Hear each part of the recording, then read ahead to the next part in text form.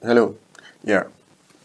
Okay, so today we'll be looking at quadratic functions. You know that stuff that I say when I have to record like multiple times because maybe I keep making mistakes or yeah, it has happened. This is like the third time I'm having to do this now. Okay. Anyway, quadratic functions. Okay, so quadratic functions basically show relationships, right? So I mean the word functions always mean relationships, right? Let me write that here.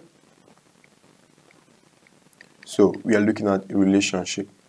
We want to go from solving equations to figuring out what kind of relationship could exist in in a quadratic space or domain or what have you. Okay, good. So relationship between f of x and x. We're trying to figure out what kind of relationship can exist between f of x and x, right?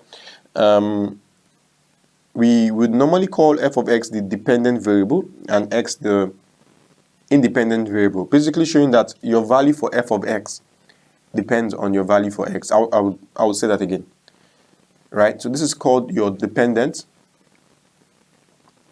and this is called the independent. And general idea is that your value for this would depend on this, and these variables could be anything, right? There are many relationships that exist in the quadratic space, right? And we'll explain a number of them. Okay, so the first thing here, we just asked to figure out the values of f of 3 for this particular equation, and I'll do that quickly. Okay, so f of x is equal to x squared plus 5x plus 6.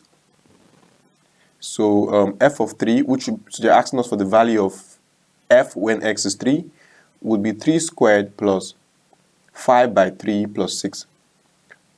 Would be 9 plus 15 plus 6, which basically gives us 30, right? Good job. Okay, the next one, they're asking us for f of 3 minus f of 1. So you can pause the video and try it out. Anyway, f of 3 minus f of 1. We already know that f of 3 is 30, right? So this will be 30 minus f of 1. F of 1 would basically be, okay, so let me do f of 1 somewhere here, right? F of 1 would be, I'll plug in 1 in there, so I would have 1 squared plus 5 by 1 plus 6, which will be 1 plus 5 plus 6, which gives me 12, right? So f of 3 minus f of 1 will be 30 minus 12, giving me 18. 18. Okay, so again, I just did f of 3 previously, which is this. And then I did f of 1, right, which gave me this, and I just subtracted them like they asked me to. Okay, easy peasy. Okay, next we are asked to find the value of x when f of x is 2. Okay, so this is a bit of a switch, right? Because now they're asking you for the value of x when f of x is 2. Okay. Okay, so I'm going to write the relationship again. F of x is equal to x squared plus 5x plus 6. And f of x is 2. So I'm going to drop 2 here. 2 is equal to x squared plus 5x plus 6. And this is basically a quadratic equation that we can solve. If I move 2 over, I would have x squared plus 5x. If 2 comes over, subtract, so it's going to be plus 4 is equal to 0. And we can solve this using any of the methods we are already used to. Okay. Let's use quadratic formula. A is 1, B is 5, C is 4. And my value for x would be equal, if you not memorize quadratic formula by now, 666. Okay, minus b plus or minus square root of b squared minus 4 times a times c over 2a. So x is equal to negative 5 plus or minus the square root of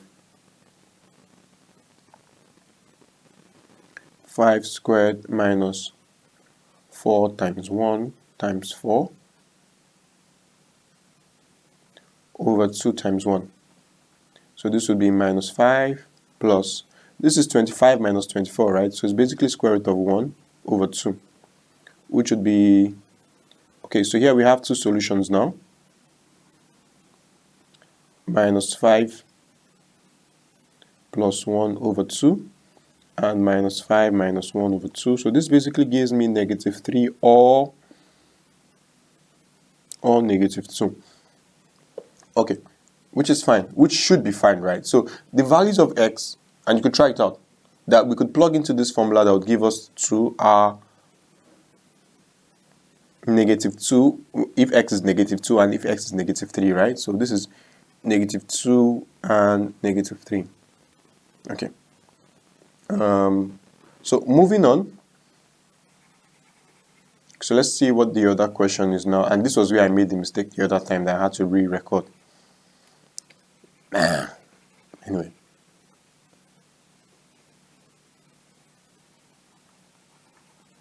Okay, we're nearly there, okay. Sorry, this one, the answer was 30, and this one, the answer was 18. Okay, just in case anybody skips the video. Alright, we throw an object upward from a tall building, and the height of the object, t seconds after it was thrown, is that. Okay, so we have a function that relates height to time. We're relating height to time. That means that for any time, particular time, we would get our height. Good. Okay, and if you think about it, right, this function would have a graph that looks like this. It's a parabola, but it's upside down. So it's going to, so if you throw an object upwards from the top of a building, it's going to look like this, right? And so this is your height in time. So over time, your object will go up. 1 second it was flying up, 2 seconds flying up, 3 seconds, and so on until, I'm just saying, I don't know the seconds exactly, but that's the movement you would expect, right? And a couple of things before we even get to that. This point here would be your maximum height, right? And it's your vertex, if you remember this word. And the starting point would be your y-intercept, right? And then your x-intercept too also has a meaning. But just take some time to think about this, right? If you throw a stone upwards, it's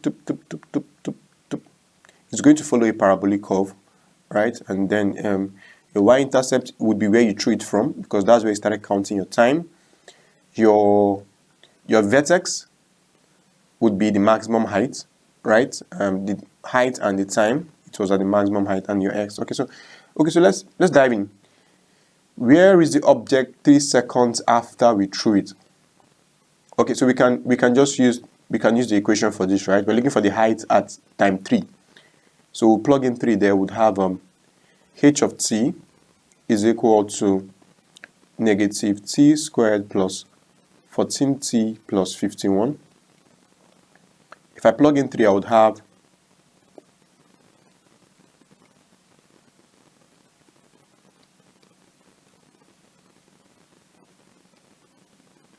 it will be negative 9 plus 42 plus 51, mental math. This is 33 plus 51. So this is 84 feet, right? I'm basically telling us that after 3 seconds, it was at 84 feet.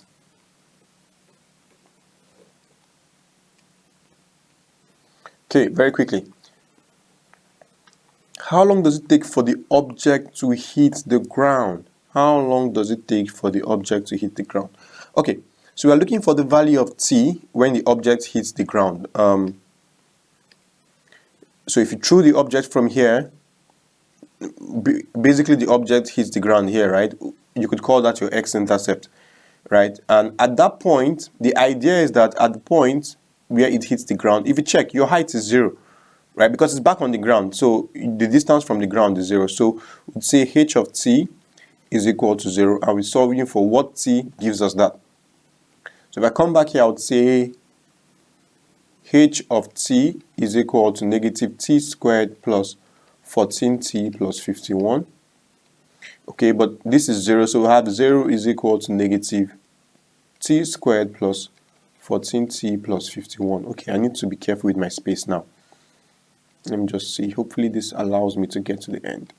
Okay, so my a is equal to negative 1, my b is equal to 14, and my c is equal to 51. So my t is going to be minus b plus or minus square root of b squared. Okay, so t would be minus 14 plus or minus the square root of 14 squared minus 4 times minus 1 times 51. So that will make this sign inside plus, right? Over 2 times minus 1.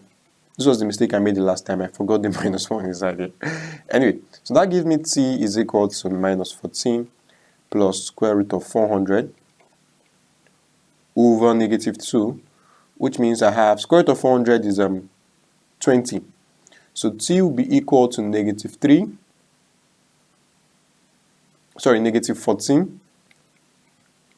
plus 20 over negative 2, or negative 14 minus 20 over negative 2. Okay, if I do the math, I'll get t is equal to 3 or 17, actually negative 3, right? Okay, good. Let's come back to the graph. Of course, the answer has to be positive 17 because we are not thinking about negative, negative seconds, right? So, but the idea is that from the graph, if you notice this graph I've drawn here, dot, dot, dot, dot, dot, dot, dot, because this part was non-existent, right? But if you trace the trajectory backwards, beyond this point, you would have your negative 3 here, right? So these are the 2 points where your graph, your height was 0, but only one of them makes sense. Only one of them makes sense, and the answer is 17 seconds. I'm going to write that here, 17 seconds. Okay, good. So studying quadratic functions, right? We would need to monitor them. It makes sense to want to monitor them, to want to know what's going on at every point, right? How is this relationship affecting what or what not, as it were. And there are 2 main ways to do that. I will display them once I'm able to wipe all of this out of the way.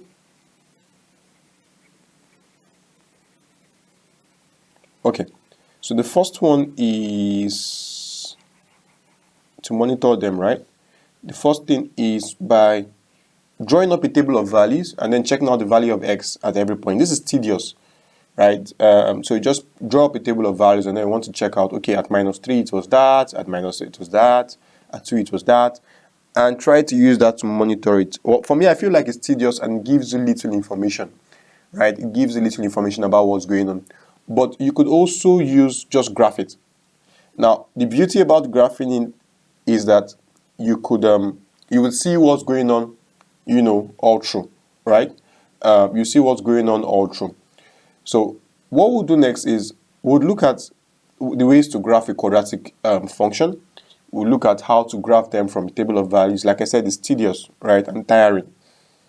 But then we'll also look at how to graph them using quadratic properties, which I will teach you in subsequent videos. All right, as always, thank you for hanging out. It was I hope this made sense. You can, of course, watch it over and over again until it does, right? No complaints there. All right, thank you very much, and bye-bye.